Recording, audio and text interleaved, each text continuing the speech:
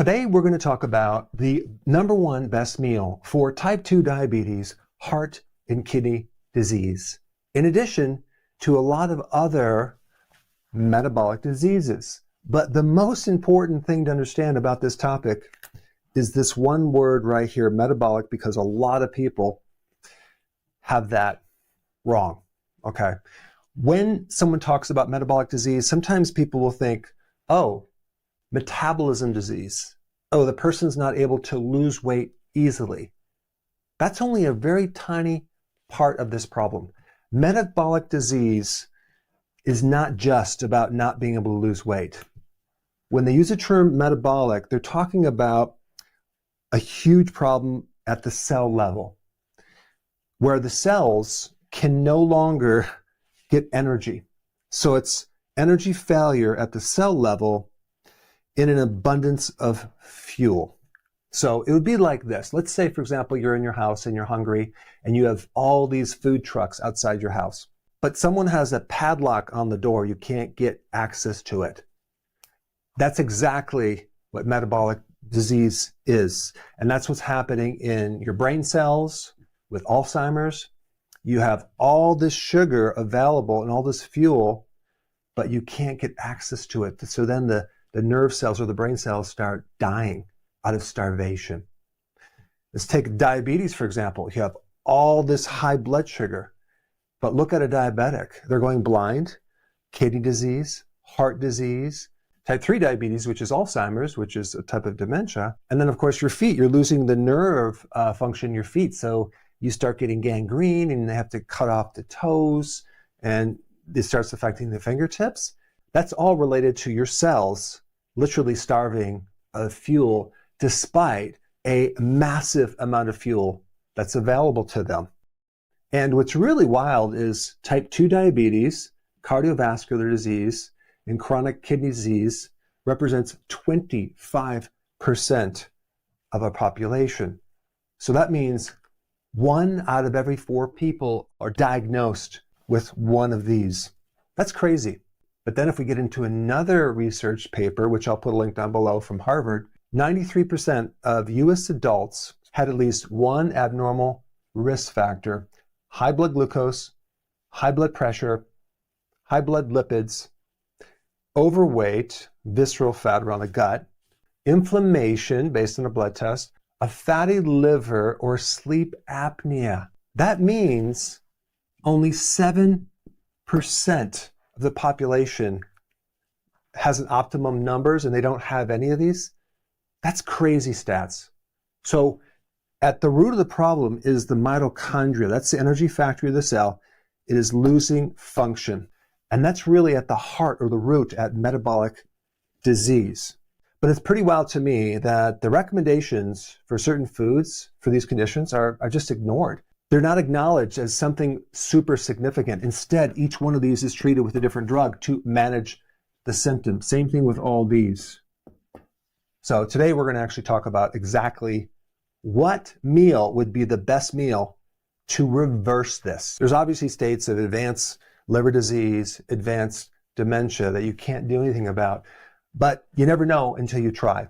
So like I said before, metabolic disease is where the cell cannot get energy from sugar or fat. It doesn't go in there because the hormone that's in control of this, that allows it to go into the cell, is not working that well anymore. There's resistance to that, and they call that insulin resistance. And so if there's resistance to insulin, the fuel is going to be very low, and you're going to have a lot of symptoms like I just talked about. But now let's get into how that's created. How do you develop the situation in the first place? The foundation that you need to understand, first of all, is what is normal blood sugars? Well, between 70 and 90, let's just say an average of 80, okay? Milligrams per deciliter. That's what normal is. But what does that mean? Well, this is the number that represents how much sugar you have in your blood, and this will shock you because normal blood sugar equal roughly 1 little tiny teaspoon of sugar. So in other words, your circulation in your entire body can only tolerate 1 tiny freaking teaspoon of sugar. And then the next thing is, how much sugar do people actually consume per day? On average, 31 teaspoons every single day. Okay, that's a lot, right? And people know that too much sugar is bad. But that's not even half the story. There's something else. Carbohydrates, starch. In most of the foods that most people eat, we're not talking about potato starch. We're talking about refined starches. That's what industrial starch is. Modified food starch, modified corn starch, maltodextrin. That's not actually a sugar, but it behaves worse than a sugar because it actually creates a massive spike in blood sugar, more than actually you eating sugar. And what's really wild, it's not even sweet. It's like bland. When you taste it, there's nothing. So why do they put it in there if it's not sweet? Well, they use it as a filler. Sometimes they use it for texture. If we take a look at the average amount of starches that's consumed by an average American, it comes out to 56 teaspoons a day. Wow. Let's add these up. We get 87 teaspoons of sugar. This really is sugar because it's hidden sugar. Starch is a string of glucose molecules together, but it's so highly refined, it'll break down into glucose really fast as soon as you eat it, and it spikes the sugar. I mean, think about adding all this refined fuel into this machine, completely different than how nature has designed things to come with, like fiber and phytonutrients, which are protective and all the antioxidants. But no, we're just getting straight jet fuel or even like straight diesel. It's going right in this machine, and it's just creating a massive destruction. Now, this 87 teaspoons is based on an average of 2,000 calories per day.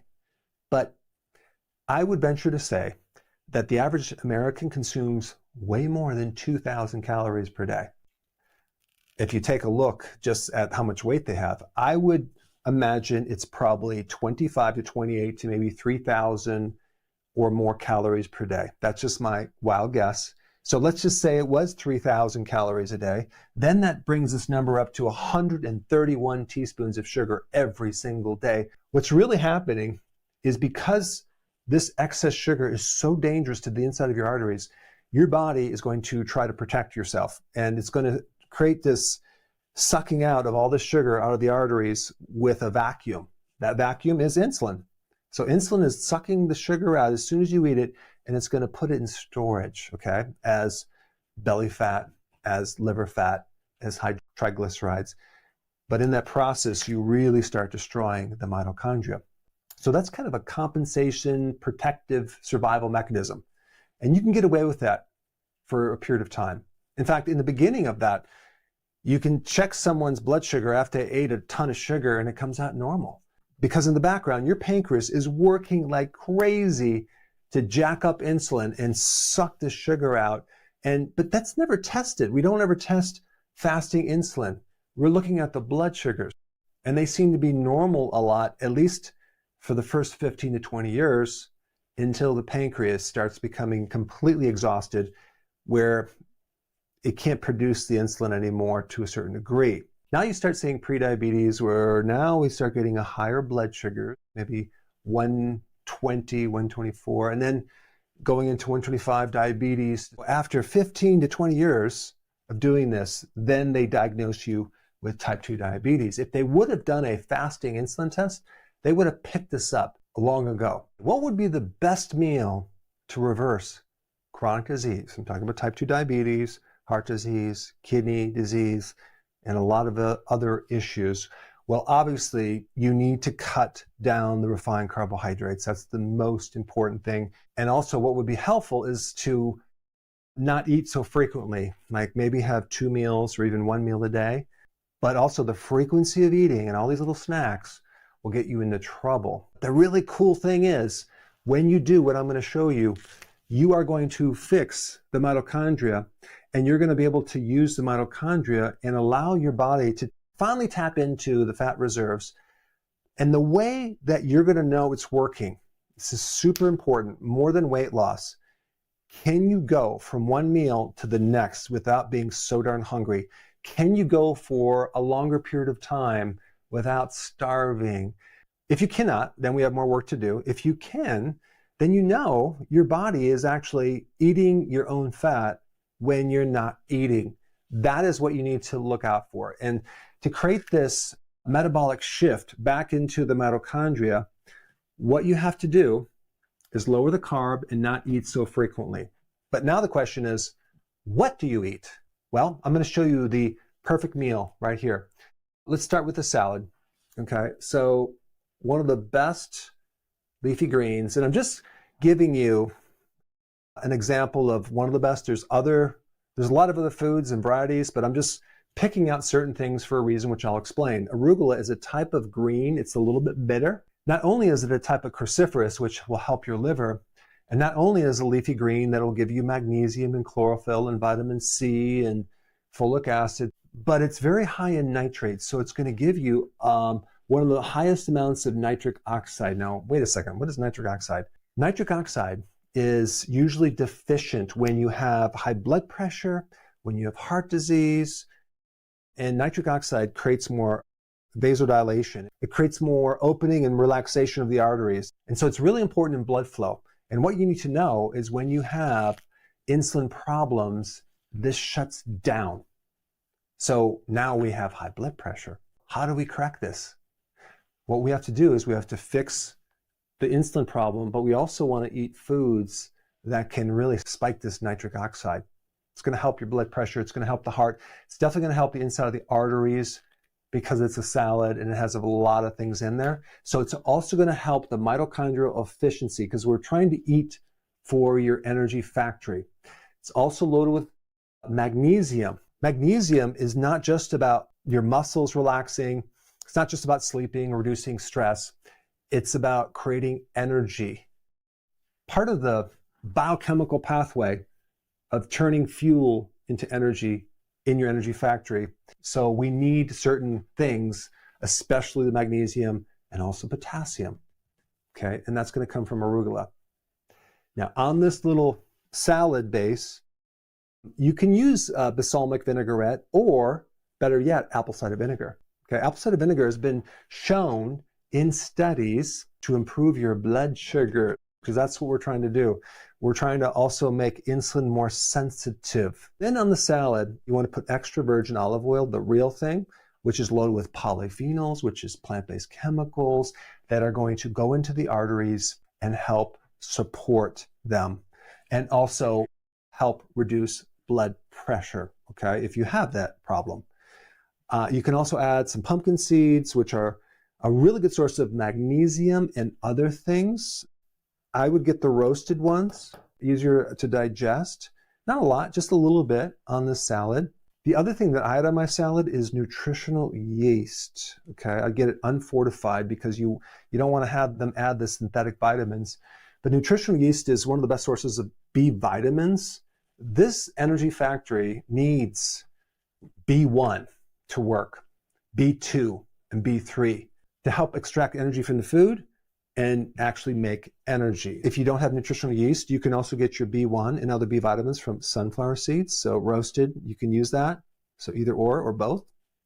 And then let's stick an avocado on there for the potassium. You get a lot of potassium.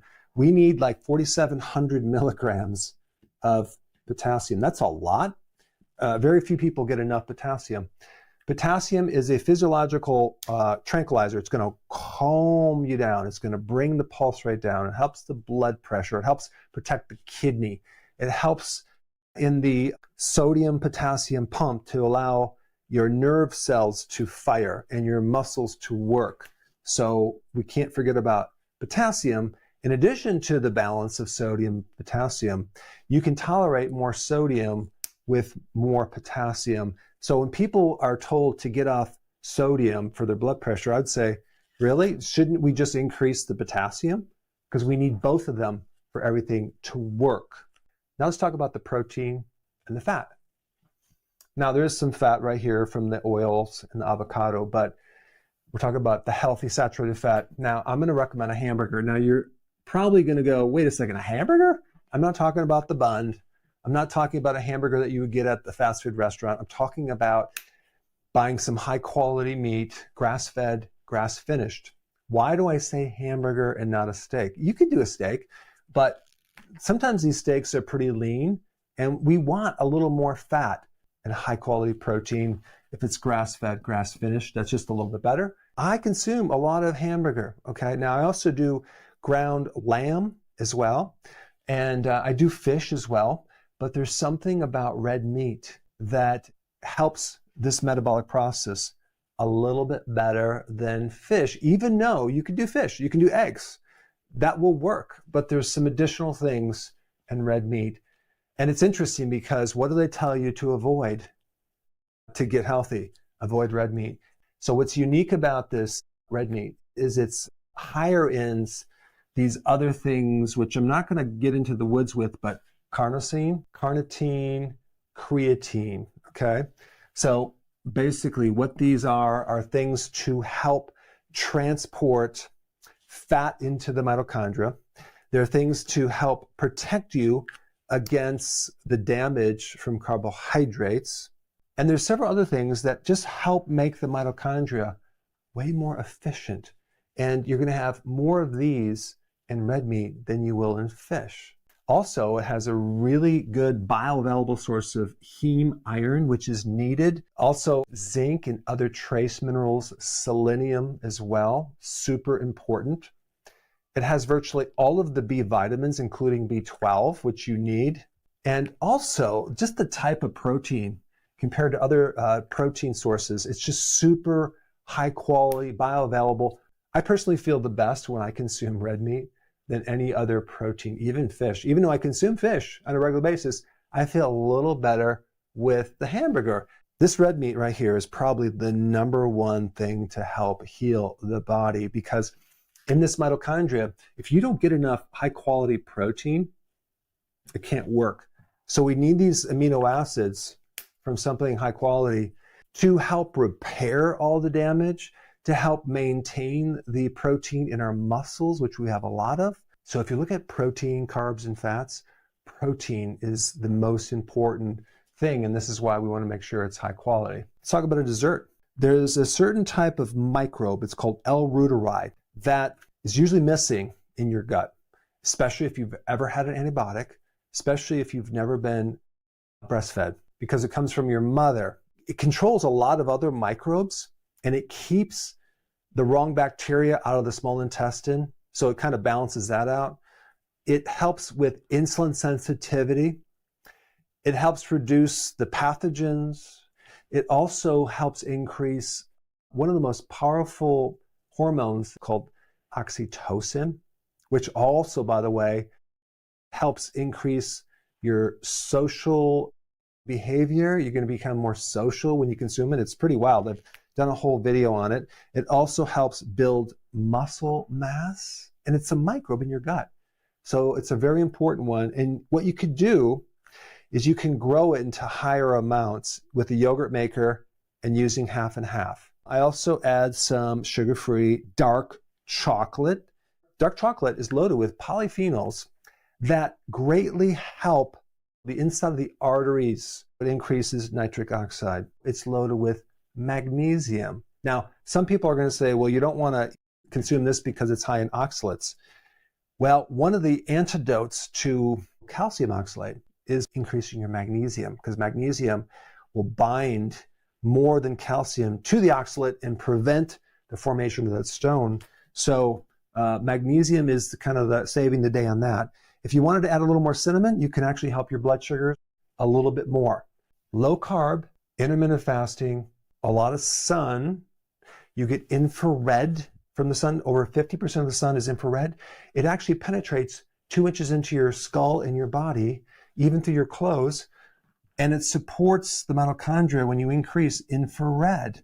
Okay, you can get that from the sun, but you also get vitamin D, which is also super important in reestablishing normal mitochondria. After you eat, post-meal walk.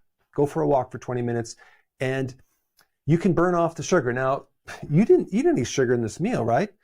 But if you have metabolic disease, your liver has such strong insulin resistance that you're going to be making more sugar out of other things for a while. That's just what happens with diabetes. This is why people wake up in the morning with something called the dawn phenomena, where they have higher blood sugar coming from the liver.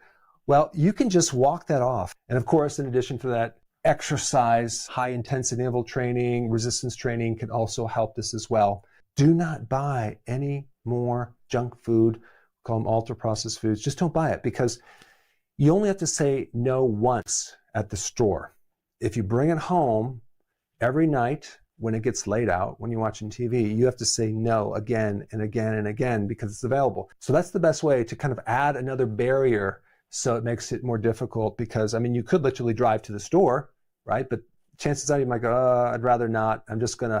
I'll eat something else instead of ultra processed food calories, because this is the source of metabolic disease. Now, one last point that I brushed off pretty quickly, vitamin B1 is at the entry of this mitochondria. In other words, when you consume a lot of refined carbohydrates, your requirement for B1 goes way, way up. And most people run out of it. And then now you can't use that fuel. So it's a spark plug. And there's some fascinating information on what actually B1 does that I created this video and I talk about, and you should watch it. I'll put it up right now. Check it out.